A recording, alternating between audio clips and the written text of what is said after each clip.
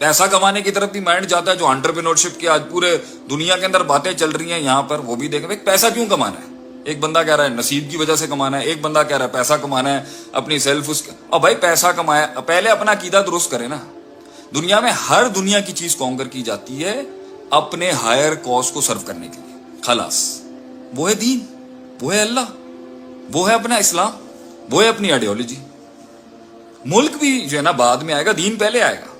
پہلے آپ مسلمان ہیں, پھر آپ پاکستانی ہیں, پھر آپ کہیں جا کے پنجابی ہیں, پھر آپ جا کے کہیں باٹے ہیں, جاٹے ہیں اور آئی ہیں. پہلے تو آپ کا جو ہے نا پہلے تو دین آئے گا نا, پہلے تو آپ کی ریلیجن آئے گا پہلے.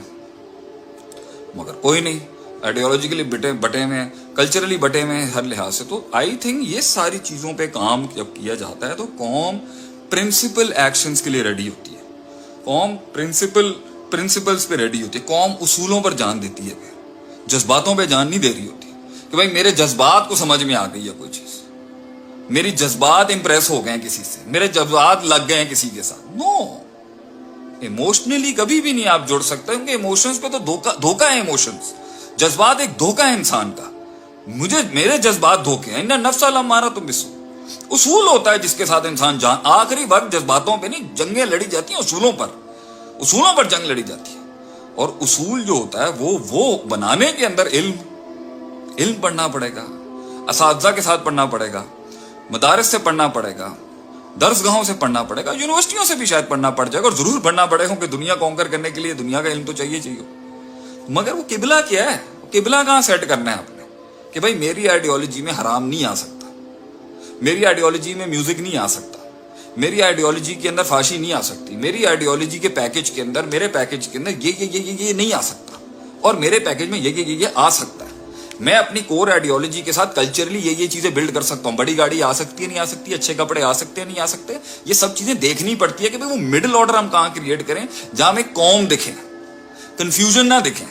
قوم دکھتی ہے, کنفیوژن نہیں دکھتی. اس لیے میں نے وہ دور بھی دیکھا ہے جب ہارڈ کور ویلیوز کے ساتھ کھڑا تھا, کلچرلی کنفیوز تھا, پہلے بھی کنفیوز تھا, دین میں آنے کے بعد تو بہت کنفیوژنس کے بعد دینے کے بعد. یہی تو ایک لیڈر کا سب سے بڑا کام ہوتا ہے کہ وہ ایک کلچر دیتا ہے اور ایک قوم کو آئیڈیالوجی دیتا ہے.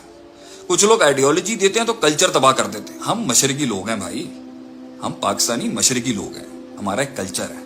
کلچر کمپرومائز کر کے قوم بنانی ہے نا, برباد ہو جائے گی. مگر جب ہم کلچر بنا رہے ہوتے ہیں, ہمارا ایک دین بھی ہے بھائی جو کلچر سے بڑا ایلیمنٹ ہے. تو ایک بڑا آئیڈیالوگ, ایک بڑا لیڈر جو ہوتا ہے میرے بھائی, جو میں آج اتنی کھل کے باتیں کر رہا ہوں, لوگوں نے دین بنانے کی کوشش کی تو کلچر تباہ کر دیا, اور جب لوگوں نے کلچر کو اڈاپٹ کر کے کلچر بنانے کی کوشش کی انہوں نے دین برباد کر دیا. جب کلچر اور دین بنانے کی کوشش کی تو نیشنل آئیڈیالوجی برباد کر دی. جو لوگ نیشنل آئیڈیالوجی اور دو قومی نظریے کو سامنے لانے کی بات کریں انہوں نے کلچر اور دین برباد کر دیا. اسی مکسز کے بیچ میں کنفیوژن ہے کہ بھائی وہ مڈل آرڈر کیا ہوتا ہے. تو ہمیں سب سے زیادہ اپروپریٹ وہ چیز لگ رہی ہوتی ہے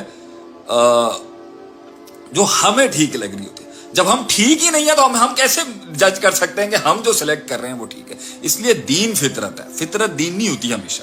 یہ بڑا کنفیوژن ہے, کچھ بڑے بڑے مفکرین پہ اس پہ بڑی بات کی ہے. فطرت خراب ہو جاتی ہے. ما من مولود الا یولد علی الفطرہ فابواہ یحودانی مجوسانی ینصرانی او کما قال نبی صلی اللہ علیہ وسلم. فطرت ٹھیک بنائی تھی اللہ نے, خراب بھی ہو جاتی ہے. تو خراب فطرت دین نہیں ہوتی, لیکن صحیح فطرت ہمیشہ دین کے مطابق. جو نیچرل ہوگا وہی دین ہوگا, اور جو دین ہوگا وہ ہمیشہ نیچرل ہوگا. وہ نیچر کو اپیل کرے گا, وہ نیچر پہ فٹ بیٹھے گا. لیکن دین فطرت ہوگا, فطرت ہمیشہ دین نہیں ہوتی. سمجھ رہے ہیں آپ؟ تو وہ فطرت جس کے اوپر آپ صلی اللہ علیہ وسلم نے اتنا بڑا انقلاب کھڑا کیا تھا, اسی کے اندر بھائی علم چاہیے, علم.